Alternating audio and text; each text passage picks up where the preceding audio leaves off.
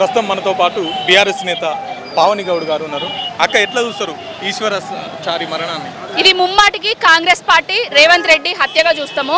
ఆనాడు తెలంగాణ కోసము శ్రీకాంతాచారి ఆత్మ బలిదానం చేసుకోవడానికి కారణము కాంగ్రెస్ పార్టీ. ఈనాడు బీసీల కోసము బీసీ రిజర్వేషన్ ఇస్తా అని చెప్పి ఇయ్యకపోగా 2 సంవత్సరాల నుంచి కాలయాపన చేసి 6 నెలల్లో ఇస్తా అన్నాడు. 2 సంవత్సరాల నుంచి కులగణన అన్నాడు, ఆర్డినెన్స్ అన్నాడు, జంతర్ మంతర్కు పోయిండు, బుక్క గులాలు చల్లుకున్నారు, వచ్చిందన్నారు, సంబరాలు చేసుకోమన్నారు.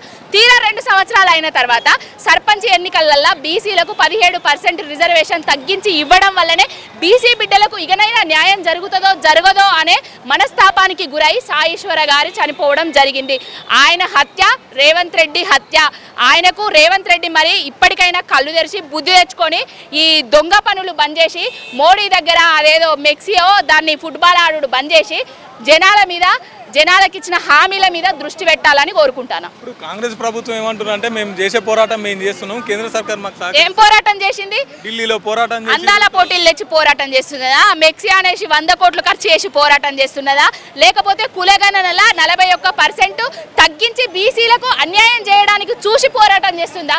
దేనికి పోరాటం చేస్తుంది? నల్లగొండల బీసీ బిడ్డకు ఉచ్చదాగిచ్చడానికి పోరాటం చేస్తుందా?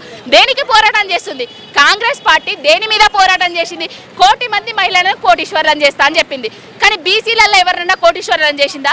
బీసీలకు విద్యలలో కావాలి, ఉపాధిలో కావాలి, కాంట్రాక్టులలో 42% ఇస్తామన్నారు. ఇప్పటి వరకు ఇచ్చిందా? బీసీలకు 20,000 కోట్ల బడ్జెట్ కేటాయిస్తామని చెప్పారు. కేటాయించిన దాఖలాలు ఉన్నాయా? గొల్లకుర్మ సోదరులకు కానీ, నాయి బ్రాహ్మణ సోదరులకు కానీ, యాదవ ఇంకొక మన ముదిరా సోదరులకు కానీ, రజక సోదరులకు కానీ ప్రతి ఒక్కరికి ఏదో పెట్టి ఇస్తామని చెప్పింది. అవి కూడా ఇవ్వడం జరిగిందా? అధికారంలోకి రావడానికి అలవి కాని హామీలు ఇచ్చిండు. బీసీల పొట్టగొట్టడానికే అధికారంలోకి వచ్చిండు. బీసీలను అధికారంలోకి వచ్చి చంపుతున్నాడు రేవంత్ రెడ్డి అనేటోడు. ఒక పక్క ఎలక్షన్స్ జరుగుతున్నాయి, ఇంకొక పక్క ఇటు బలిదానం. ఎట్లా చూస్తారు? అంటే ఎలక్షన్లు జరుగుతున్నాయి అనే కదా బీసీ బిడ్డ మా బీసీలకు అన్యాయం జరుగుతుందనే మనస్తాపానికి గురై చనిపోవడం జరిగింది.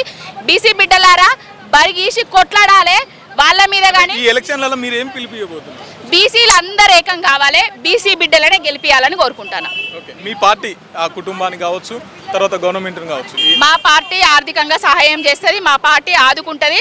కానీ కాంగ్రెస్ పార్టీ ఏం చేస్తుంది? అధికారంలో ఉన్న కాంగ్రెస్ పార్టీ ఏం చేస్తుంది? అధికారంలో ఉన్న కాంగ్రెస్ పార్టీ సిగ్గు శరం చంపుకొని రేవంత్ రెడ్డి అనేటోడు బీసీ బిడ్డ చచ్చిపోతే రాడా?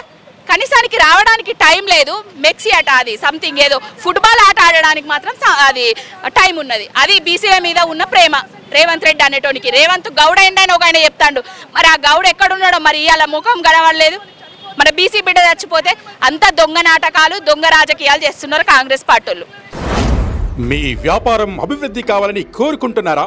అయితే వెంటనే క్యూనస్ ని సంప్రదించండి. Schools, colleges, banks, shops, office promotions, land promotions, political promotions, restaurant promotions, hospital promotions, పుట్టినరోజు వేడుకలు, శుభకార్యాలు, వ్యాపారాలు ఏవైనా, సందర్భం ఏదైనా ఇప్పుడే క్యూనస్ ద్వారా తెలియజేయండి. మీ వ్యాపారాన్ని అభివృద్ధి చేసుకోండి.